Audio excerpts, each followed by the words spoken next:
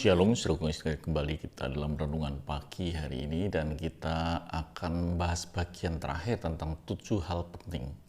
Jadi saudara sudah melihat beberapa hal yang bisa saudara nikmati, tetapi saya berpesan bahwa saudara bisa menyelidiki ulang supaya saudara dapat mendapatkan sesuatu yang lebih dari apa yang kita telah pelajari pada hari ini. Di bagian terakhir ini, saya beri satu judul yaitu bahwa bertanggung jawab. Saudaraku, di dalam segala berkat-berkat Tuhan yang kita nikmati, kita ini harus bertanggung jawab. Saya akan bacakan ayatnya, saudara kasih Tuhan. Di dalam Yohanes 6 ayat yang ke-12. Dan setelah mereka kenyang, ia berkata kepada murid-muridnya, kumpulkan potongan-potongan yang lebih supaya tidak ada yang terbuang. Setelah mereka menikmati semuanya, dan menjadi kenyang. Mereka menikmati sesuatu yang betul-betul enak pada waktu itu. Tapi ada satu kalimat yang dikatakan Yesus pada waktu itu, kumpulkan potongan-potongan yang lebih supaya tidak ada yang terbuang. Jadi ada bagian yang harus kita kerjakan yang dimana kita harus bertanggung jawab adalah bagian daripada sisa yang tidak kita nikmati. Jadi saudaraku, artinya demikian, bahwa setiap hidup kita ini ada bagian yang kita bisa nikmati, memang jatah yang kita nikmati, tapi ada bagian yang tidak bisa kita nikmati. Dan itu pun kita harus bertanggung jawab.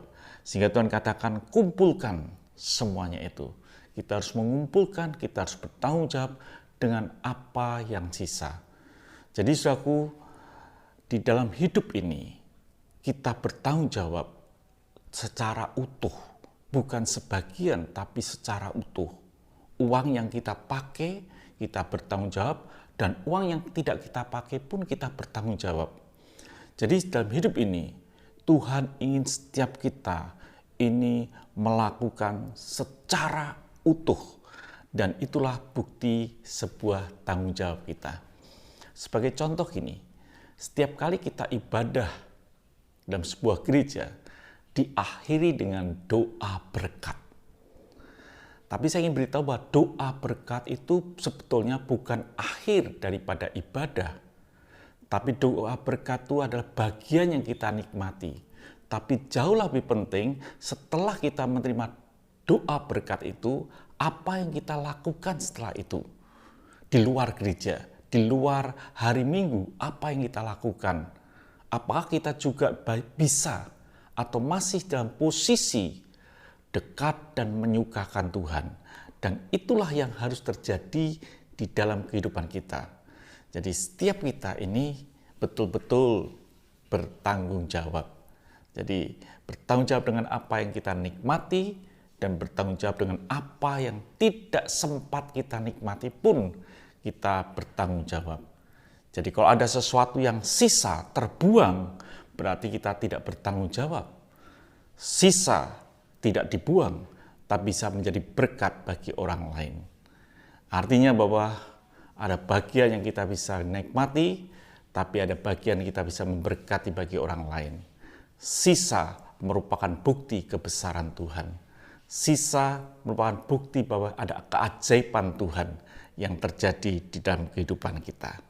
Kalau kita bisa seperti itu, saudaraku yang kasih Tuhan, dikatakan dalam Yohanes 6 ayat yang ke-14, ketika orang itu melihat mukjizat yang telah dilakukannya, mereka berkata, dia ini adalah benar-benar nabi yang akan datang ke dalam dunia. Ada pengakuan yang terjadi.